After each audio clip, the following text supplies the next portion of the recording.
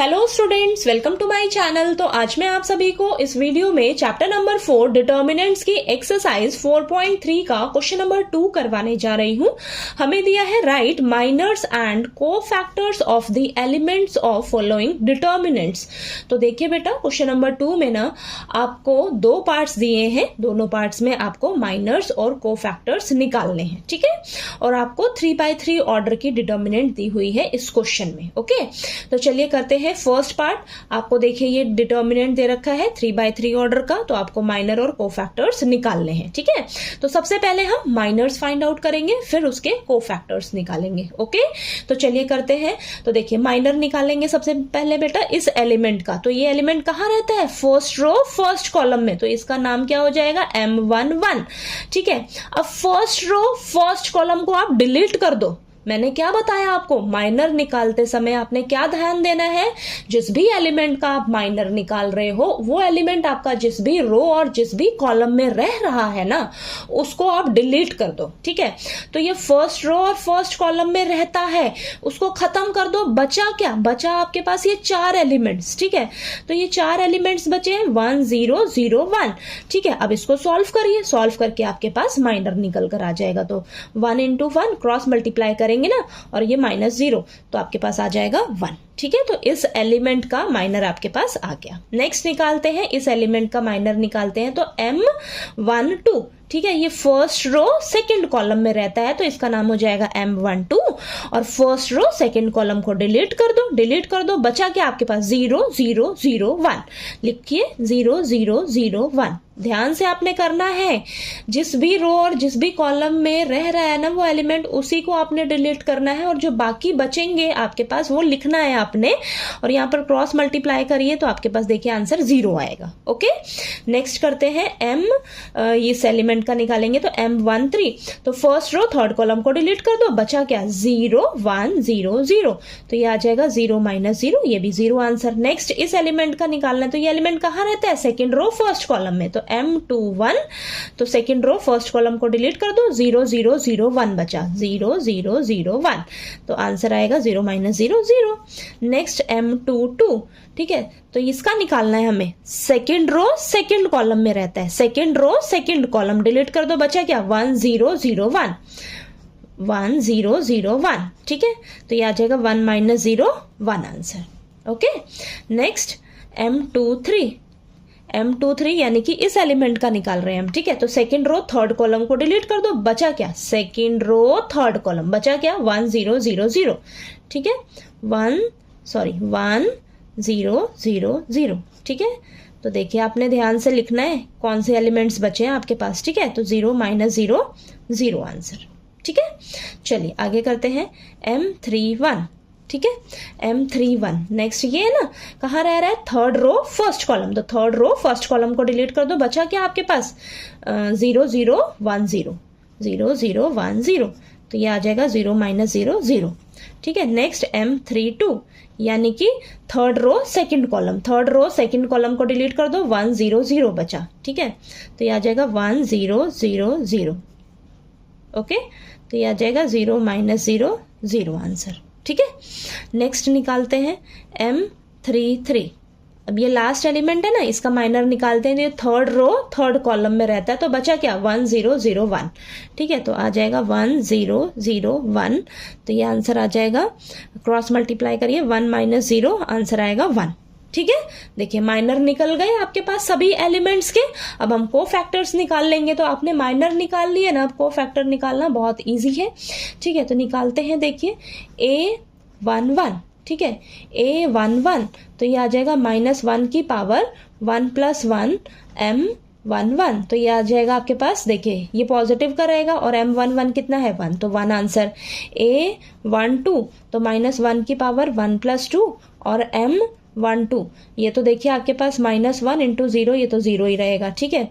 तो A13, ये -1 की पावर 1 + 3 M13, तो ये तो 0 ही है ना, ये तो 0 ही आंसर रहेगा बेटा, ठीक है। जो 0 है ना वो तो 0 ही रहने वाला है, याद रखना, ठीक है। ये तो 0 है, तो आप 0 से ही मल्टीप्लाई करोगे किसी को तो वो तो आपके पास 0 ही आंसर देगा, ठीक है। तो A21 माइनस 1 की पावर 2 प्लस 1 और ये M21 0 है, M21 भी, तो ये भी आंसर आपके पास 0 आएगा। नेक्स्ट है A22 देखिए यहाँ पर माइनस 1 की पावर 2 प्लस 2 M22 और ये तो आपको 1 मिलेगा और M22 भी कितना है 1, तो ये 1 आ जाएगा, ठीक है।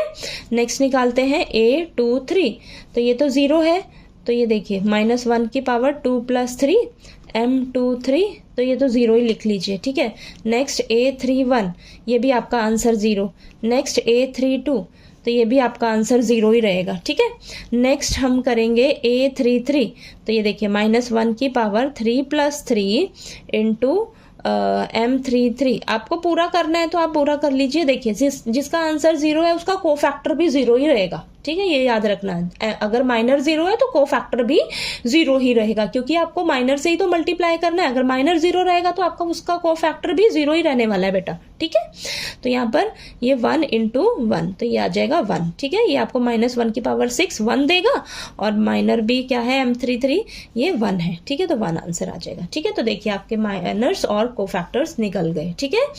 तो बहुत ईजी है ना निकालना माइनर और कोफैक्टर। माइनर निकालते समय आपने ध्यान रखना है जिस भी एलिमेंट का माइनर निकाल रहे हो तो उस जो एलिमेंट है आपका जिस भी रो और जिस भी कॉलम में रहता है उसको डिलीट कर दो, जो बाकी बचा है उसको सॉल्व करके आप माइनर निकाल लीजिए, ठीक है। तो चलिए अब इसका सेकंड पार्ट कर लेते हैं हम, ठीक है। अब नेक्स्ट सेकंड पार्ट में हमें ये 3/3 ऑर्डर की डिटर्मिनेंट दे रखी है, ठीक है। इसके माइनर और कोफैक्टर्स हमें निकालने हैं सभी एलिमेंट्स के, ठीक है। तो चलिए करते हैं। सबसे पहले हम इस एलिमेंट का माइनर निकालेंगे, तो ये M11, ठीक है। तो ये फर्स्ट रो फर्स्ट कॉलम को डिलीट कर दो, बचा क्या आपके पास 5 माइनस 1 1 और ये 2। इसको सॉल्व करते हैं क्रॉस मल्टीप्लाई करके, तो 10 बीच में माइनस का साइन और ये 1 इंटू माइनस 1 तो माइनस 1 रहेगा, ठीक है। तो ये सॉल्व करिए, 10 प्लस 1 कितना आ जाएगा आपके पास 11, ठीक है, ठीक 11 आया आंसर।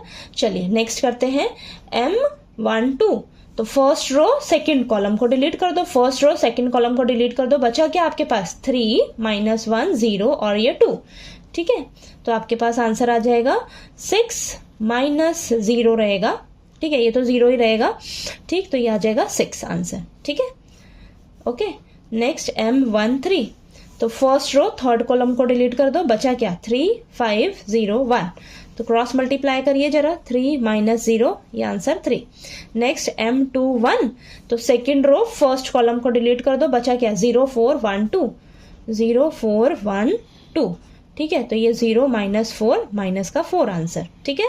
नेक्स्ट M22, तो सेकंड रो सेकंड कॉलम को डिलीट कर दो, बचा क्या आपके पास 1 4 0 2, तो ये आ जाएगा 2 माइनस 0 2 आंसर, ठीक है। नेक्स्ट M23, तो सेकंड रो थर्ड कॉलम को डिलीट कर दो, बचा क्या आपके पास 1 0 0 1, तो 1 माइनस 0 1। नेक्स्ट है M31, third row first column को डिलीट कर दो, बचा क्या आपके पास 0 4 5 माइनस 1, ठीक है। तो चलिए करते हैं इसको सॉल्व, तो ये आ जाएगा 0 माइनस 20, ओके, आंसर आएगा माइनस का 20, ठीक है। Next M32, third row second column को डिलीट कर दो, 1 4 3 माइनस 1 बचा, 1 4 3 माइनस 1, ठीक है। तो ये आ जाएगा माइनस 1 माइनस 12 माइनस का 13, ओके। नेक्स्ट लास्ट है M33, ठीक है। तो थर्ड रो थर्ड कॉलम को डिलीट कर दो, बचा क्या 1 0 3 5, ठीक है। तो ये आ जाएगा 5 माइनस 0 यानी कि 5 आंसर, ठीक। तो देखिए सभी एलिमेंट्स के आपके पास माइनर निकल गए। अब चलिए इनके कोफैक्टर्स निकाल लेते हैं। तो कोफैक्टर्स निकालते हैं, तो यहाँ पर A11, तो A11 फॉर्मूला क्या है माइनस 1 की पावर 1 प्लस 1 M11, तो ये आपको 1 देगा रिजल्ट, ठीक है, इंटू 11, तो ये आ जाएगा 11 आंसर। नेक्स्ट है A12 माइनस 1 की पावर 1 प्लस 2 M12, तो ये आ जाएगा आपके पास ये आ जाएगा -1 इंटू 6 माइनस का 6। ठीक है, मैं डायरेक्ट भी लिख सकती हूँ, देखिए मैं लेकिन आपको डिटेल में अच्छे से समझा रही हूँ। बाकी देखिए आपको अगर कंसेप्ट क्लियर हो गया हो ना, तो आप देखिए यहाँ पर ये आपको पावर जो है ओड की मिल रही है, तो यानी कि आपके पास ये माइनस मिलेगा और ये जो है आपका फिर आंसर क्या आ जाएगा -6। ठीक है, इसी तरह देखिए अब ये 3 है ना, तो इसका आंसर A13 जो है आपका यहाँ पर 3 आंसर रहेगा।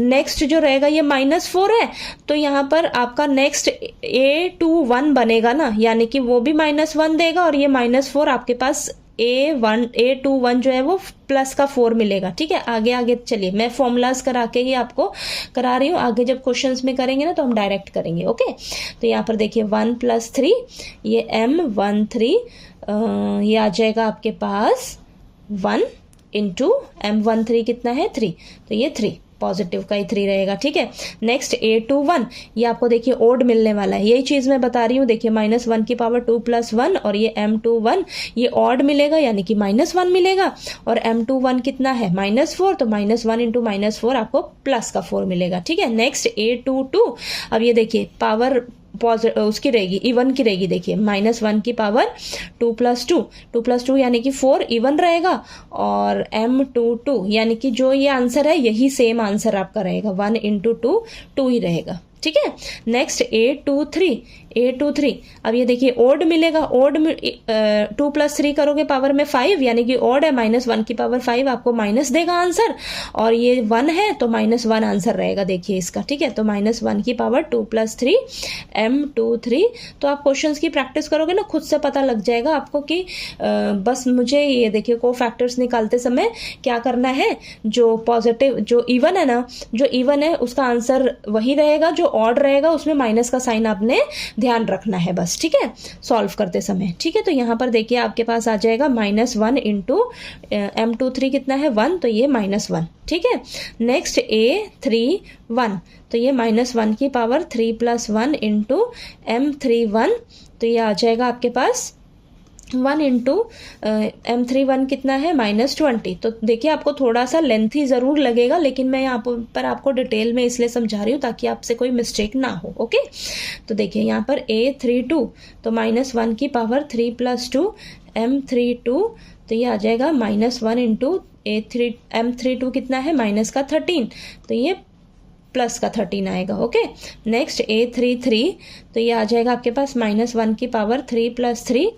M33 और ये 1 इंटू 5, ये आंसर आ जाएगा 5। तो एक चीज आप यहाँ पर देखिए, माइनर तो आपको आ गए निकालने, को फैक्टर्स भी बहुत इजी है। अगर आपने माइनर निकाल रखे हैं तो को फैक्टर देखिए, ध्यान से देखिएगा आप, ध्यान से देखिए। अब यहाँ पर ये 1 1 है तो आपको ये इवन मिलेगा, इवन मिलेगा तो ये देखिए पॉजिटिव ही आंसर रहेगा, जो माइनर है ना आपका वही रहने वाला है। ठीक, अब A12 है, अब ये नेगेटिव का -1 मिलेगा और ये देखिए 6 है तो ये -6 हो जाएगा। अब ये पॉजिटिव ये इवन रहेगा, 1 + 3 इवन रहेगा, तो जो ये आंसर है यही आंसर रहेगा। ये देखिए ओड है तो ये -4 है तो आपको प्लस का 4 मिलेगा। ये A22 आपको इवन देगा तो ये जो आंसर है यही आंसर रहेगा।